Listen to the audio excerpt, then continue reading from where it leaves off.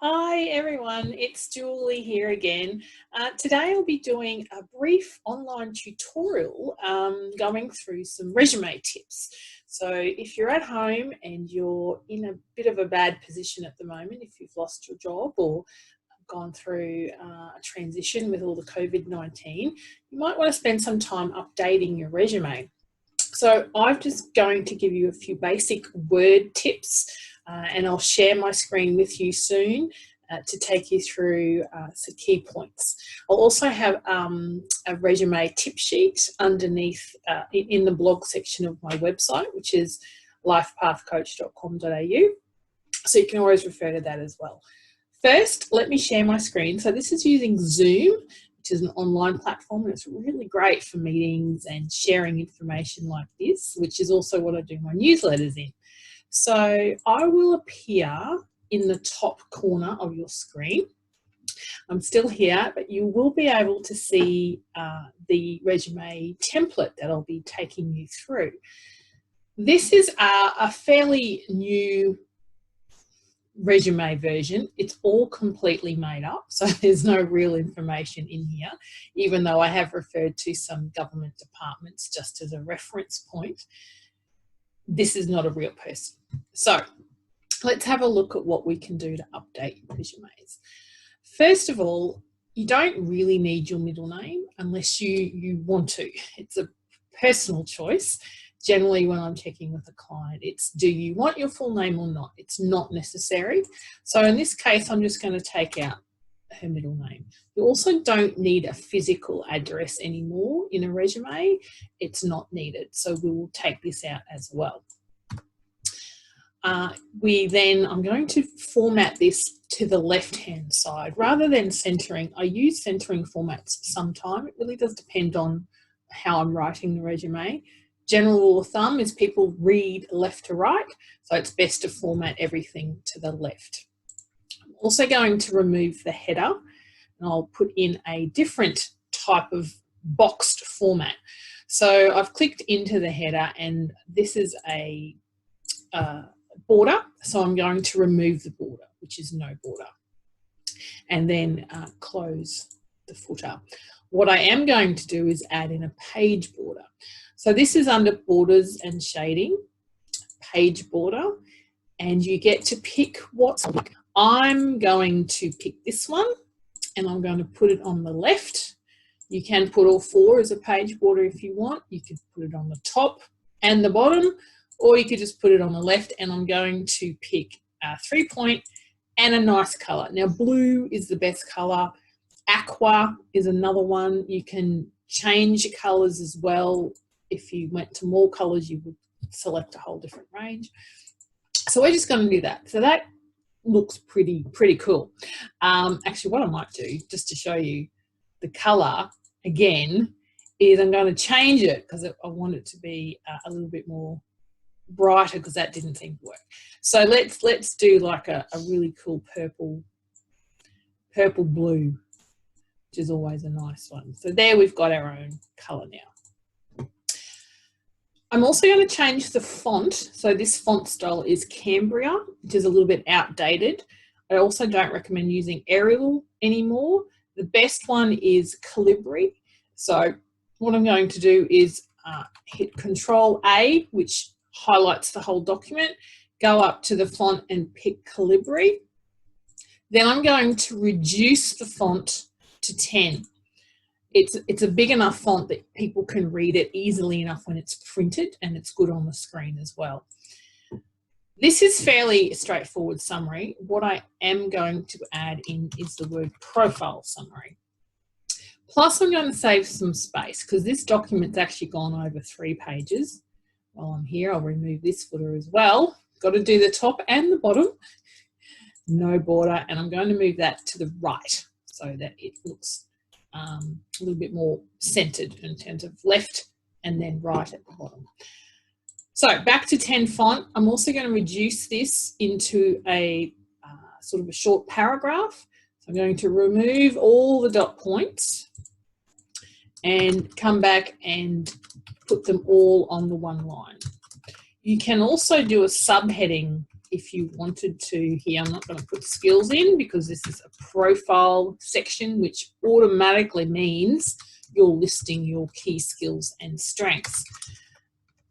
This is just transferable skills, what you're really great at, what you're known for. So this person in particular has strong attention to detail. Workplace health and safety, I'm going to reduce to workplace health and safety, and then put a separate heading here, computer skills.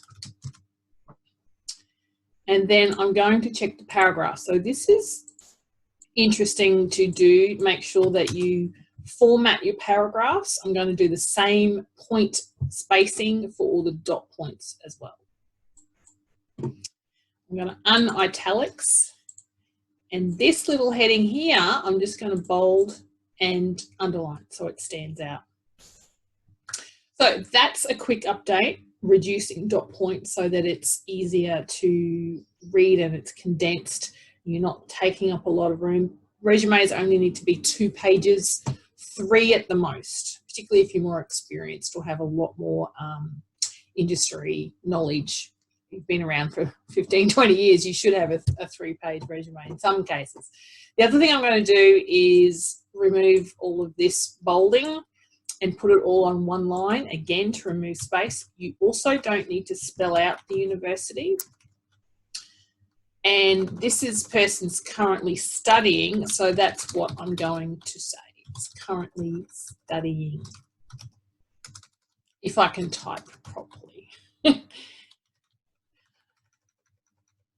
Same again for the second one, not spelling out the university. Plus, you only need to put the year in that you graduated. You don't need the length of time that you studied at university.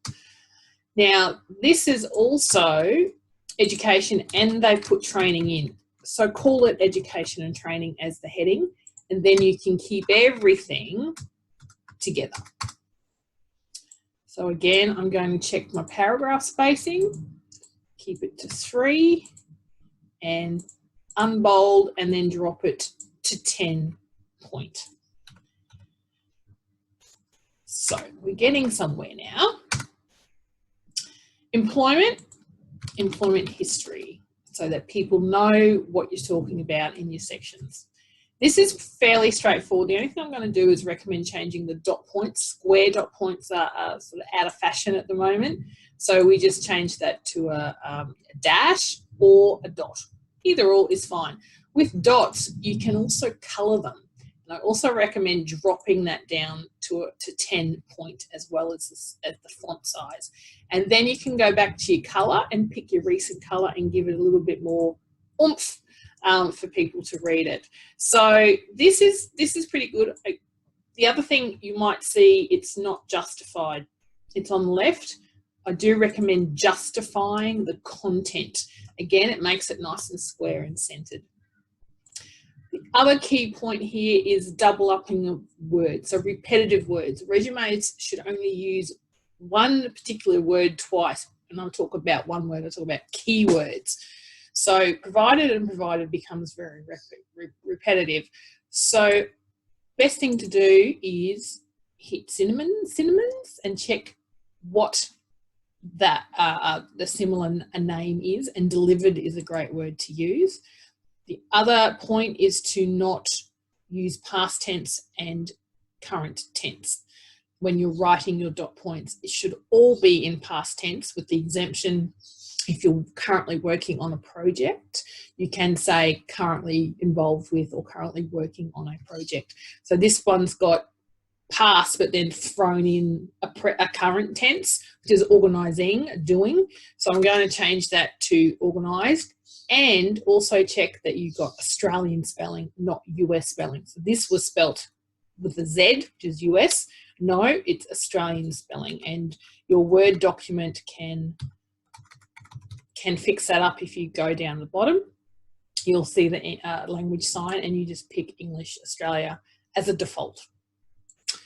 Okay, so that's all been fixed up. We just have to drop the font to 10, and I'm going to drop the headers to 10.5. So again, it's not a big, when it's printed, it looks a bit funny if the font is too much bigger than the other one. Then you can hit Format Painter. Here's another quick trick. Format Painter up the top left and highlight the next bit and it copies it. It's a really quick tip and easy to do. And then we just go down and we keep doing the same thing. We drop stuff to 10, we change the dot points, which it should automatically change, and pick the color of your points and you keep going. So as you can see, if we kept moving down the line, we would be shrinking the format, and we eventually get the referees onto page 2, which before it was on page 3. So there's some quick tips for you. I hope it's helped in some way. With referees, just before I finish up, this is a government-based resume and they generally require 2 referees. If you're applying for private sector and they say, submit your resume and a cover letter, you can put referees available upon request. So that's just a good point to know. Anyway, thank you for listening. I hope it's been of some value to you. And if you do get stuck when you're updating your resume, please refer to my tips or you can contact me directly. So I'll stop sharing my screen, and great to see you again, and take care and stay well. Thank you.